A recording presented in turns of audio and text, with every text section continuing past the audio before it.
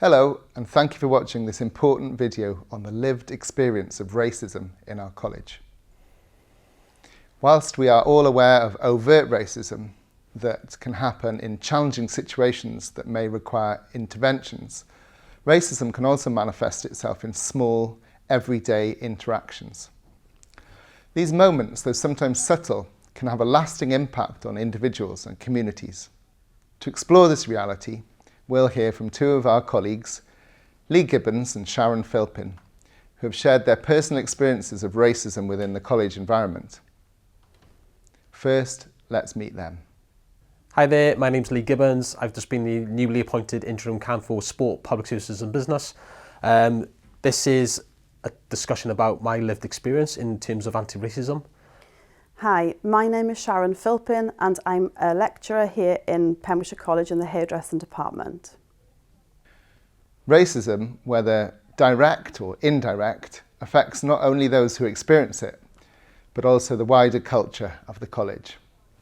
Listening to these accounts will help us recognise where bias still exists and how we can work towards a more inclusive and supportive environment.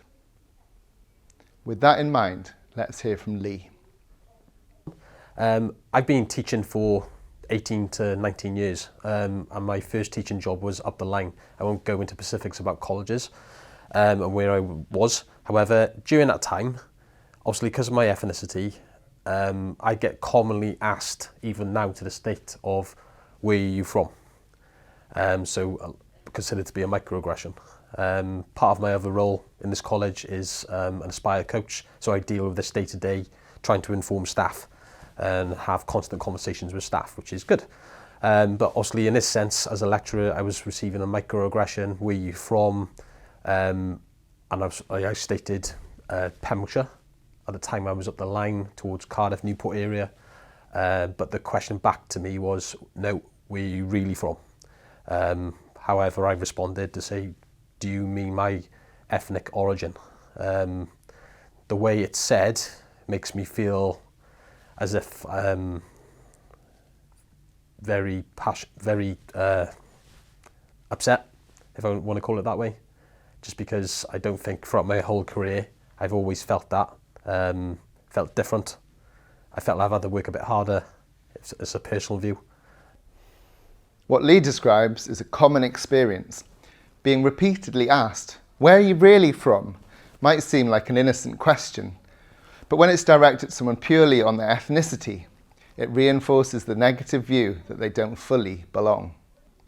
These everyday microaggressions can build up over time, making people feel othered in spaces where they should feel valued and included. But racism can also be overt, sometimes more direct and confronting. Let's hear from Sharon. So I was in charge of a commercial session one evening and we had a lady that had quite an intense American accent as a client, and we also had two Indian ladies that were sitting in close proximity. All three clients were being worked on by student and I was overseeing those services. I went to speak to the American lady because she was a regular client, and I said to her, I wasn't expecting to see you, I thought you'd moved back to America. And she said, I have, but when we got there, it was full of blacks. I wasn't willing to stay there because there were blacks everywhere. So it was a very difficult situation, but I approached her and said, could you not talk like that, because we've actually got two Indian ladies sitting behind you. Why? Do they think it's aimed at them?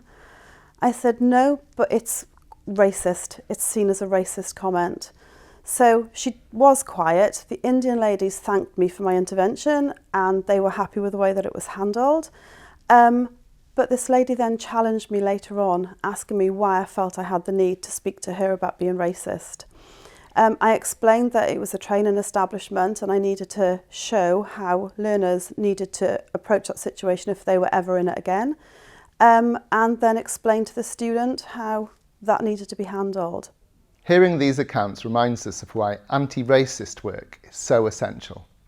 It's not just about calling out overt racism, it's also about challenging unconscious bias, creating safer spaces, and fostering a culture where everyone feels truly included. Thank you, Lee and Sharon, for sharing your experiences. Now let's keep this conversation going.